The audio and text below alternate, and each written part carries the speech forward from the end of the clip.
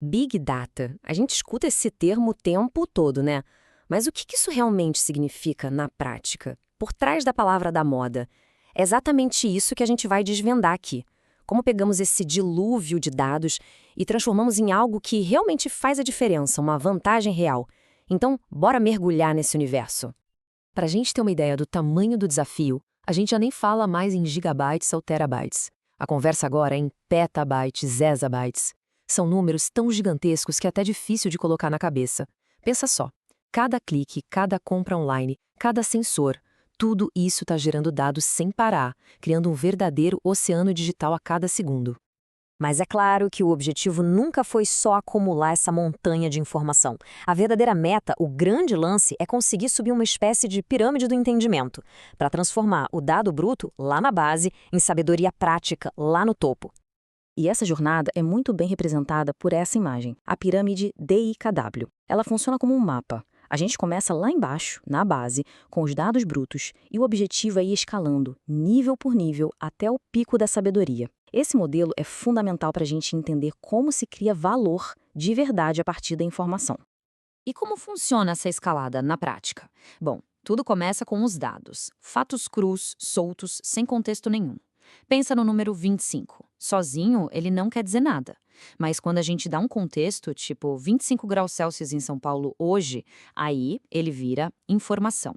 E quando usamos essa informação para agir, para tomar uma decisão como, vou levar um casaco leve, isso se torna conhecimento. A sabedoria, no final das contas, é aplicar esse conhecimento de forma consistente, entendendo os porquês por trás de cada decisão. Ok, então a gente já sabe qual é a meta. Agora, vamos definir o tamanho do desafio. O que, afinal, faz o Big Data ser tão big? A resposta pode ser resumida num conceito bem famoso, conhecido como os 5 Vs. E aqui estão eles, os famosos 5 Vs. É interessante pensar que cada um desses Vs não é só um problema a ser resolvido, mas também uma enorme oportunidade a ser explorada. Vamos dar uma olhada em cada um. Então vamos lá. Primeiro, volume, ou seja, a quantidade absurda de dados. Depois, velocidade, a rapidez com que tudo é criado e precisa ser processado. Temos também a variedade, porque os dados chegam de tudo que é jeito, textos, fotos, vídeos, tudo misturado. Aí vem a veracidade, que é fundamental. Esses dados são confiáveis. E, por último, o V mais importante de todos, o valor. Porque no fim do dia, se não for possível extrair valor de tudo isso, os outros 4 Vs são só um problema muito caro. Certo. Diante dessa fera de 5 Vs, como é que a engenharia de dados começou a domar esse bicho? A primeira grande solução que realmente revolucionou o mercado foi um ecossistema de código aberto superpoderoso chamado Hadoop.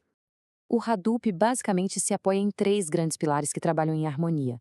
O HDFS, que é responsável por armazenar os dados de forma distribuída, o MapReduce, que é o grande motor de processamento em paralelo, e o Yarn, que funciona como o cérebro da operação, gerenciando todos os recursos.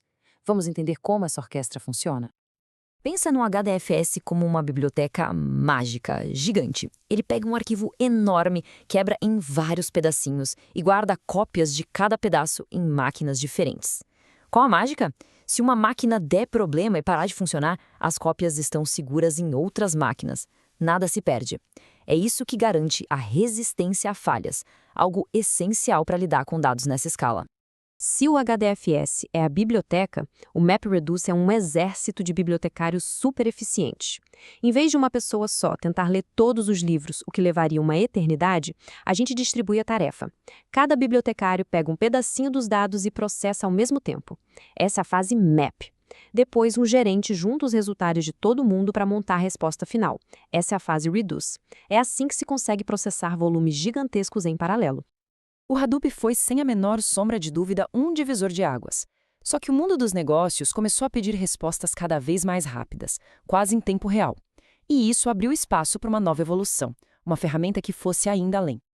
E essa evolução tem nome, Apache Spark. A principal vantagem dele pode ser resumida em um número bem impressionante. Ele consegue ser até 100 vezes mais rápido que o MapReduce tradicional. É isso mesmo, 100 vezes. Tá, mas como ele consegue essa diferença brutal de velocidade? O segredo está na arquitetura. O MapReduce, a cada etapa do processamento, precisa ler e gravar os resultados no disco rígido, que é um processo lento. Já o Spark é muito mais esperto. Ele faz toda a mágica na memória RAM, que é milhares de vezes mais rápida. Isso elimina o principal gargalo do processo e destrava essa performance incrível. Beleza, a gente já entendeu como as ferramentas guardam e processam os dados em alta velocidade e escala. Agora, vamos mudar um pouco o foco. Como é que os analistas de negócio usam isso para, de fato, extrair valor e encontrar respostas? Aqui é muito importante entender a diferença entre dois tipos de sistemas, OLTP e OLAP. Pensa assim, o OLTP é o caixa da loja, registrando cada venda uma a uma de forma rápida. Ele é feito para a operação do dia a dia. Já o OLAP é como a sala do gerente, onde todos os dados históricos são juntados para fazer análises mais profundas, procurar tendências, entender o que aconteceu. Um roda o negócio, o outro analisa o negócio. E a principal ferramenta de um sistema OLAP é o famoso cubo OLAP. A melhor analogia é pensar nele como um cubo mágico, só que de dados. A gente pode ter as vendas como métrica principal e em cada face do cubo uma dimensão: tempo, produto, região. A grande sacada é que dá para girar esse cubo e olhar os mesmos dados por vários ângulos diferentes, de forma super interativa.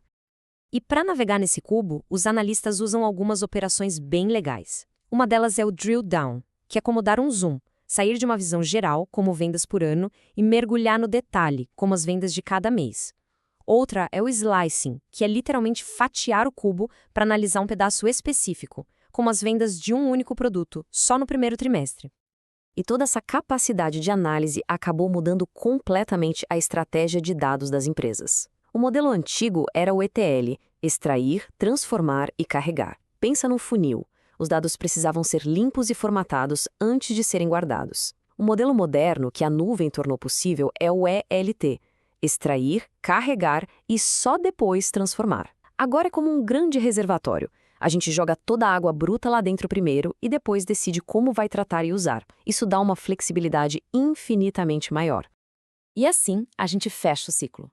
Hoje, a gente tem um poder computacional para processar volumes de dados que eram impensáveis há poucos anos. Mas isso levanta a questão fundamental, que volta lá para o início da nossa conversa. Como a gente usa toda essa tecnologia para, de fato, chegar na sabedoria e não só para se afogar num oceano ainda maior de informação. As ferramentas evoluem, mas a busca por entendimento, essa continua sendo a nossa grande jornada.